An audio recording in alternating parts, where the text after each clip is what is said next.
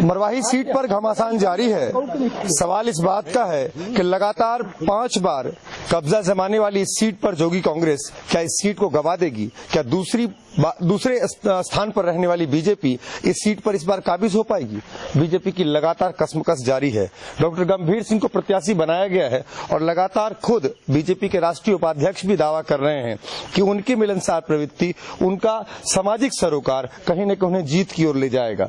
लगातार आज नामांकन का अंतिम दिन था, लेकिन जिस तरीके से तीनों ही दल सक्रिय नजर आ रहे हैं, उससे लगता है कि मरवाही पर घमासान बढ़ जाएगा।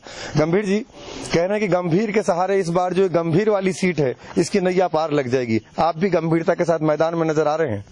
निश्चित रूप से हमारी पार्टी, हमारे सारे वरिष्ठ लोग बहुत ही गंभीर हैं इस सीट को लेके, और जैसा भी आपने कहा, हमारे सारे जो कार्यकर्ता बंधु यहाँ पर जो खड़े हैं पूरे इतने ऊर्जावान हैं, सभी गंभीरता से इसको ले रहे हैं। लेकिन गंभीरता तो सरकार भी दर्शा रही है। खुद मुख्यमंत्री आए थे आज, उनके भी प्रत्याशी डॉक्टर हैं, आप भी डॉक्टर हैं।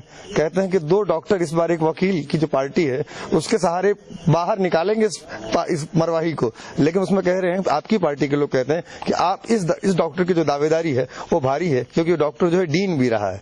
आप इसे कैसे देखते हैं? नहीं, निश्चित रूप से हमारे एरिया के जो लोग हैं काफी समझदार हैं और वो इस चीज को जानते हैं। देखिए, जब व्यक्ति इस बात को समझता है कि एक पढ़ा लिखा जो व्यक्ति है उसी के बीच का है, उनके समाज का है, उनके एरिया का है, और उनके बीच में आके जब इस तरह से बातें करता है तो वो न सिर्फ विकास की बातें करता है, उसकी सूझबूझ, उसकी सारी जो क्षमताएं हैं, क्योंकि यहाँ की सारी परिस्थितियों को जानता है, इसलिए सभी लोग ये मान रहे हैं कि हमारी जो दावेदारी बहुत पुख्ता है।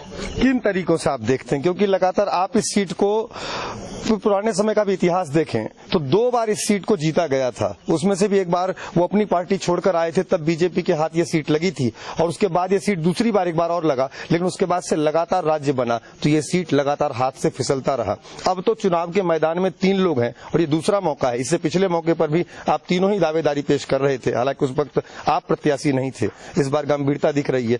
कौन सा ऐसा नुस्खा लेकर के आए हैं आप लोग? पिछले बार भी कहते जब रमन सिंह डॉक्टर 15 साल के मुख्यमंत्री हुआ करते थे तो कहते उनके पास कोई ऐसा इंजेक्शन है जिसके सहारे सीट फतह हो जाती है। आपके पास कौन सा इंजेक्शन है? नहीं, हमारे पास भी जितने हमारे कार्यकर्ता हैं बहुत मल्टी डोज, मतलब सारे हमारे पास में इतने सारे जो कार्यकर्ता हैं ऊर्जावान हैं, इनकी क्षमता। और उसके बाद जो अहम चीज है, यहाँ की जनता इस चीज को समझती है। आपने अभी पास्ट की बात कहा, ठीक है, जोगी जी जब भी मतलब यहाँ पर थे वो एक शख्सियत थे, उसको कोई नकार नहीं सकता है। और अब जब वो यहाँ पर नहीं है तो ये जो परिस्थितियां होंगी वो बिल्कुल इंटायरली डिफरेंट होंगी, उसमें कोई ऐसी दिक्कत नहीं है। क्या खास कोशिश कर रहे हैं? किन बातों को लेकर के आप लोगों के बीच जा रहे हैं कि आखिर वो कौन से मुद्दे हैं जिनसे उनका सरोकार आपके साथ होना चाहिए? क्योंकि वर्तमान में सरकार भी इस मैदान में पूरी ताकत के साथ उतरी हुई है। पहली चीज तो बता दूं, मैं यहीं का माटी पुत्र हूं, यहाँ पर पैदा हुआ हूं। लोगों को जब ये पता है कि उनका बेटा, उनका वो किसान का बच्चा जब यहाँ से छोटे से गांव से निकल के वो तमाम जगह अच्छी अपनी सारी पोस्टिंग हो चाहे पढ़ाई हो सब करके लौटा हुआ है, तो यही एक बहुत बड़ी विश्वास है। उनको लगता है कि भाई जब वो व्यक्तिवादी नहीं है, यहाँ पर आके सारे विकास की बातें कर रहा है, तो पूरी जनता मेरे साथ में है, कार्यकर्ता बंधु मेरे साथ में हैं। और मैं अभी लगातार पिछले 10 साल से अपने हेल्थ के माध्यम से यहाँ पर जो कैंप्स लगाए हैं वो भी एक बहुत अहम जुड़ाव है।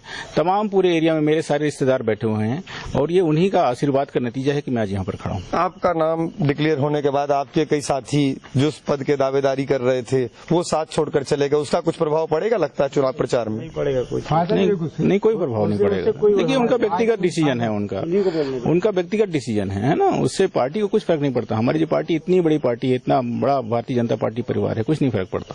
अच्छा, किन मुद्दों को लेकर जब आप लोगों के बीच जब जाते हैं, अपने मुद्दों को रखते हैं, लोगों से कौन कौन सी बातें निकलकर सामने आ रही हैं? किस मुद्दे पर मरवाही लगता है कि वो मांग रहा है, मरवाही डिमांड आपसे? अभी भी चूंकि मैं हेल्थ से जुड़ा हुआ हूँ, ज्यादातर जगह जाता हूँ, अभी भी हेल्थ की बात होती है। अभी भी चूंकि ये नया जिला बना हुआ है, वहाँ पर लोग बाग मुझसे डिस्ट्रिक्ट हॉस्पिटल की बात करते हैं। मैं उनसे बोलता हूँ डिस्ट्रिक्ट हॉस्पिटल क्यों भाई, यहाँ तो हम अगर सब कुछ अच्छा रहा तो मेडिकल कॉलेज की बात करते हैं, क्योंकि ये अनुसूचित जनजाति क्षेत्र है, यहाँ पर एक मेडिकल कॉलेज की सख्त जरूरत है। उसके अतिरिक्त ये एरिया कृषि प्रधान एरिया है, जहाँ पर जो फसल है अगर ज्यादा पानी गिरा तो दिक्कत हो गया, पानी कम गिरा तो दिक्कत हो गया। तो ऐसे एक बैलेंस सिस्टम होना चाहिए जहाँ कम से कम 2 फसली 3 फसली खेती हो, अगर एक बर्बाद भी हो तो तो उसको दूसरे ढंग से संभाला जा सके। तीसरा, एजुकेशन बहुत जरूरी है। हमारा जो क्षेत्र है वो एजुकेशन में काफी पिछड़ गया है। अगर पिछले 20-25 साल का रिकॉर्ड देखें तो हमारे जो बच्चे हैं वो बहुत कम प्रोफेशनल कॉलेज में जा पाए हैं, एम्प्लॉयमेंट्स नहीं है। ये कुछ खास मुद्दे हैं जो जनता की तरफ से ही आ रहा है। ये सब चीजें होनी चाहिए और मैं चूंकि समझता हूं इस चीज को, मैं खुद फेस किया हूं, तो इस पे मैं काम करूंगा। फाइट किससे है आपका? कांग्रेस से, जोगी कांग्रेस से, खुद से? किससे फाइट है? नहीं, किसी का कोई फाइट में कोई नहीं है। हम तो अपने आप मतलब सक्षम हैं। ये सारे जो कार्यकर्ता हैं इस सीट को बखूबी निकाल के देंगे इस बार।